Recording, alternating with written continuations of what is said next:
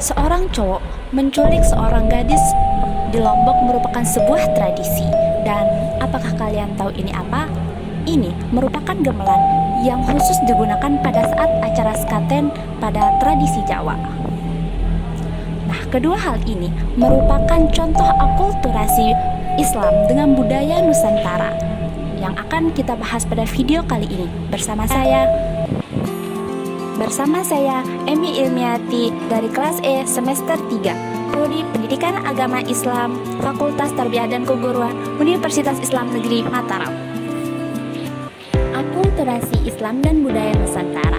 Teman-teman tahu nggak sih apa itu akulturasi? Nah, jadi akulturasi berasal dari bahasa Latin yaitu acculturatio yang artinya proses mengadopsi budaya lain.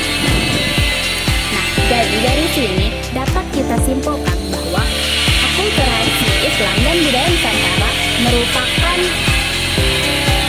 proses di mana budaya Islam dan budaya Nusantara saling mempengaruhi satu sama lain dan berintegrasi atau menyatu menjadi satu kesatuan yang utuh.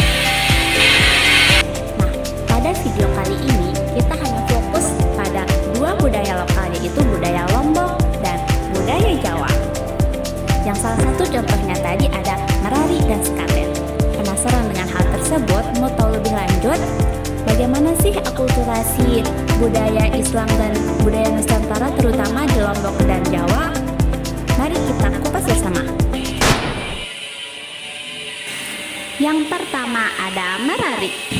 Jadi, dalam tradisi Lombok ada tradisi yang disebut dengan tradisi Merari, yaitu diculiknya seorang gadis oleh seorang lelaki yang bertujuan untuk menikahinya. Jadi, secara umumnya Merari ini adalah proses pernikahan, yang dimana dalam tradisi Lombok terdapat banyak runtutan proses Merari ini. Jadi, mari kita lihat satu persatu. Langkah pertama yaitu ada merarinya. Nah, dalam bahasa Sasak ada sebuah kata yaitu berari yang artinya lari. Nah, jadi dapat kita simpulkan bahwa merari ini dapat diartikan ke dalam bahasa Indonesia sebagai melarikan, yang dimana seorang laki-laki akan melarikan seorang perempuan yang ingin dinikahinya. Nah, dilarikannya itu kemana? Ke rumah sang lelaki tersebut. Langkah keduanya itu disebut dengan bersejati atau berselabat. Nah, proses ini adalah proses di mana seorang laki-laki bersama kepala dusunnya pergi ke rumah kepala dusun seorang gadis tersebut, atau disebut dengan pengemban krama, yang bertujuan untuk memberitahukan tujuan menculik gadis tersebut yaitu untuk dinikahinya. Nah, proses tersebut juga berlangsung cukup panjang, yang dimana perlu adanya komunikasi antara sang lelaki ini dengan orang tua sang gadis tersebut untuk menentukan berapa harga yang harus dibayar oleh seorang laki-laki tersebut untuk menikahi anaknya. Selanjutnya itu yang ketiga. Nah, ini adalah yang termasuk bentuk akulturasi Islam terhadap tradisi Merari ini yaitu akad. Nah, akad ini merupakan akad pernikahan yang dimana dilaksanakannya perjanjian suci untuk membuat sebuah ikatan, yaitu ikatan pernikahan yang diakhiri dengan kata sah. Nah, selanjutnya itu ada tradisi nyongkolan namanya. Tradisi nyongkolan ini merupakan arak-arakan yang dimana seorang pengantin pria dan seorang pengantin perempuannya tersebut akan menggunakan baju adat yang mewah diiringi oleh para dedare dan teruna Sasak yang mengenakan baju adat pula. Nah, jadi kedua mempelai tersebut yang diiringi oleh dedare dan teruna itu akan berjalan menuju ke kediaman mempelai wanita tersebut. Nah, setelah sampai di sana biasanya disediakan namanya kuade atau singgasana layaknya tempat duduk seorang ratu dan raja. Nah, setelah itu namanya megat kepeng dan sorong sarak atau rebak pucuk. Nah, proses ini adalah proses di mana penyerahan uang kepada orang tua mempelai wanita tersebut seakan-akan merupakan sebuah penyerahan tanggung jawab dari orang tua mempelai wanita kepada suaminya tersebut. Nah, tradisi pegat kepeng ini dalam bahasa Sasak, pegat itu berarti putus. Nah, dapat kita simpulkan bahwa tradisi ini merupakan diputuskannya tanggung jawab dari seorang orang tua yang akan diberikan kepada suaminya tersebut. Selanjutnya yang terakhir ada namanya balas lampak atau petulak lampak naik. Nah, acara ini merupakan acara terakhir dari tradisi Merari ini. Selanjutnya ada namanya acara balas lampak atau petulak lampak naik. Nah, ini merupakan rangkaian acara terakhir dari tradisi Merari ini, yaitu yang dimana keluarga seorang laki-laki ini bersama kedua mempelai tersebut datang ke kediaman atau ke rumah keluarga wanita ini untuk bersilaturahmi, dan biasanya keluarga laki-laki ini membawa jajanan-jajanan tradisional atau khas Sasak ke rumah mempelai wanita tersebut. Nah, teman-teman tahu nggak sih ada info unik nih, yang dimana ternyata dalam suku Sasak masih terdapat gelar kebangsawanan, yaitu lalu untuk laki-laki dan baik untuk perempuan.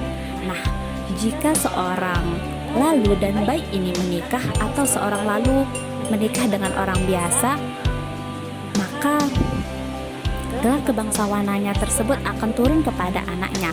Namun jika seorang baik menikah dengan seorang pria biasa, maka gelar keturunannya tersebut akan terputus dan tidak bisa dilanjutkan oleh anaknya. Maka pada suku Sasak ini, pada Lombok ini sangat ditekankan agar seorang baik menikah dengan seorang lain supaya bisa melanjutkan darah kebangsawanannya tersebut. Sekaten merupakan salah satu tradisi Jawa yang merupakan bentuk akulturasi dari Islam dengan budaya Jawa. Nah, tradisi ini merupakan acara untuk memperingati hari lahirnya Nabi Muhammad SAW. Jadi sebelum itu perlu kita ketahui bagaimana sih sejarah dari sekaten ini.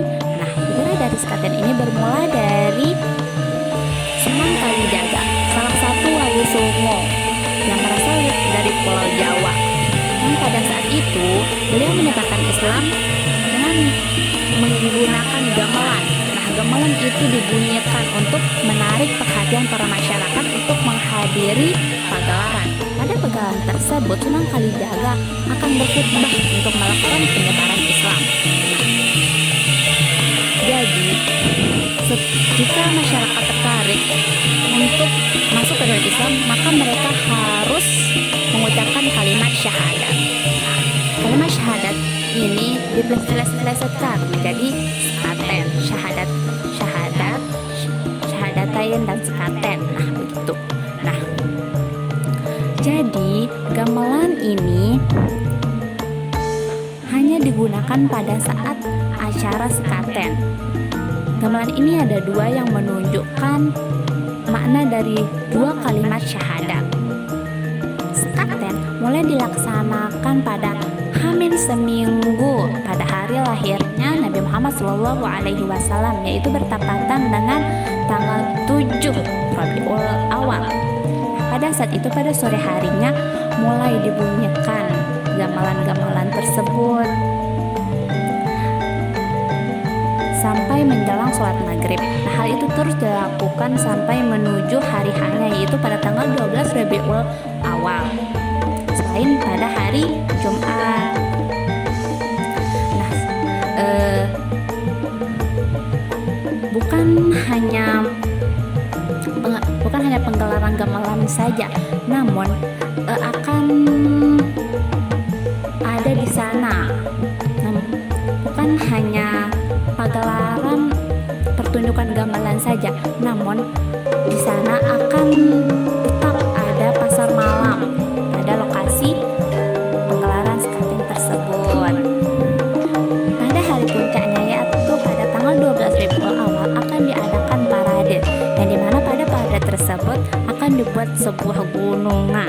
yaitu berisi berupa beras ketan, sayuran, buah-buahan, makanan, dan pokoknya.